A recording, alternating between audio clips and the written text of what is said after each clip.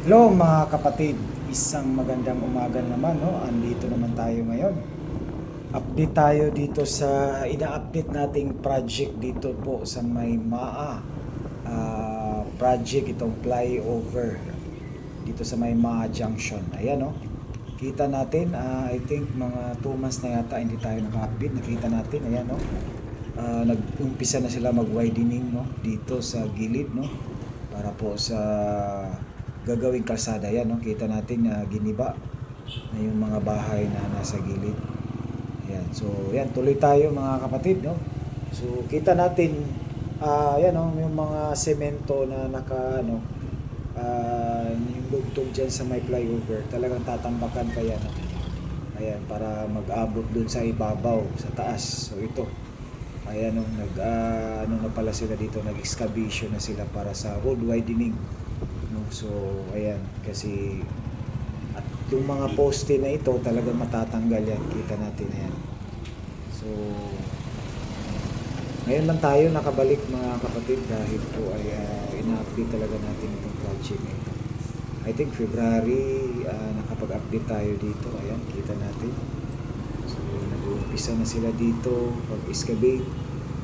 So kita natin tapos na po yung dito na side, yung ganun, yung mga sa gilid parang wala pang mga railings. Ayan, dyan sa may flyover. Ayan, kita natin. Pero tapos na po nung nabuhusan na po yung mga flooring dyan.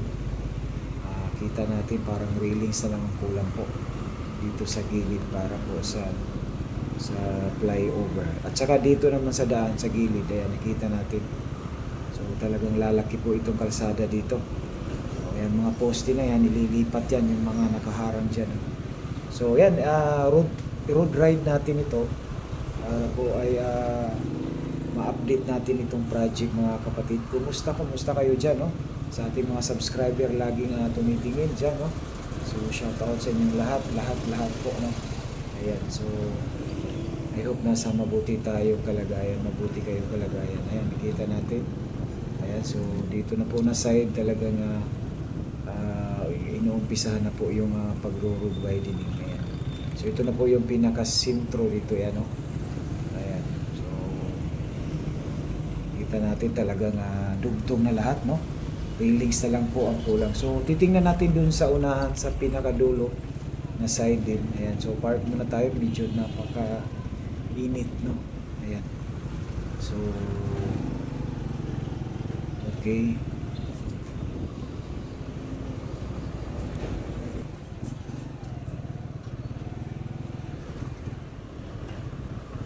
Yan, tuloy tayo mga kapatid, no? At dito naman na side, nakita natin talagang nag-uumpisa na rin dito mag road widening, no? Para po ma-expand po yung kalsada dito sa baba.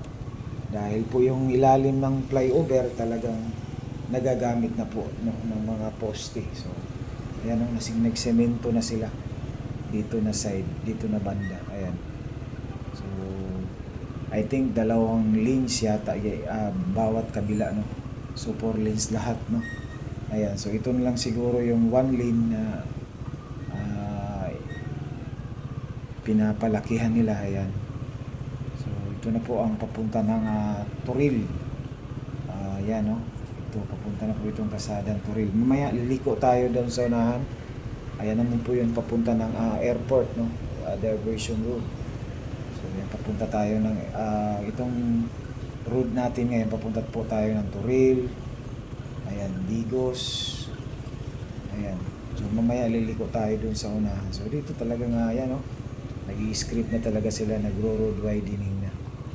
So ito po yung update mga kapatid dito po sa mga Junction Flyover Projects.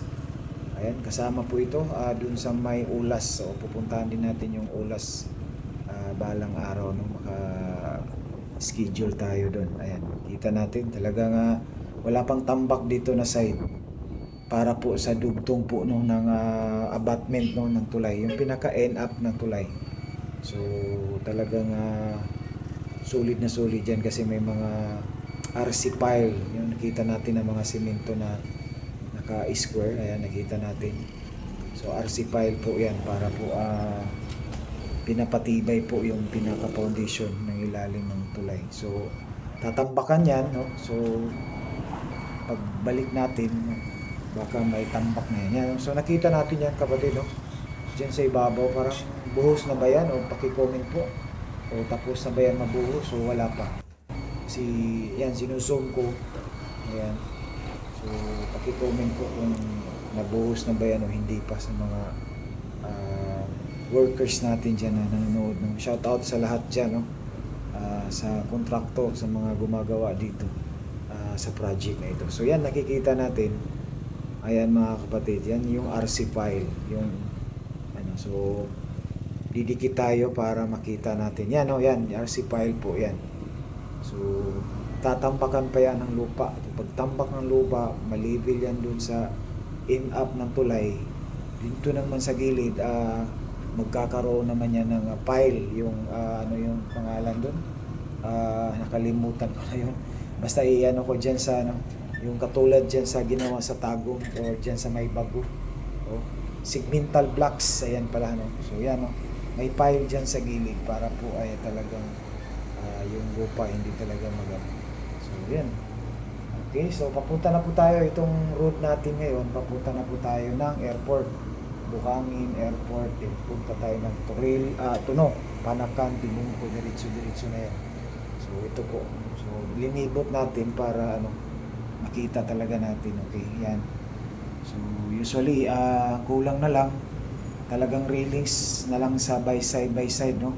Pero dun sa dulo, hindi ko lang confirm mga kapatid kung nabuhusan na ba yun, no? So baka ano pa yun, buhusan pa, so hindi lang tayo sure.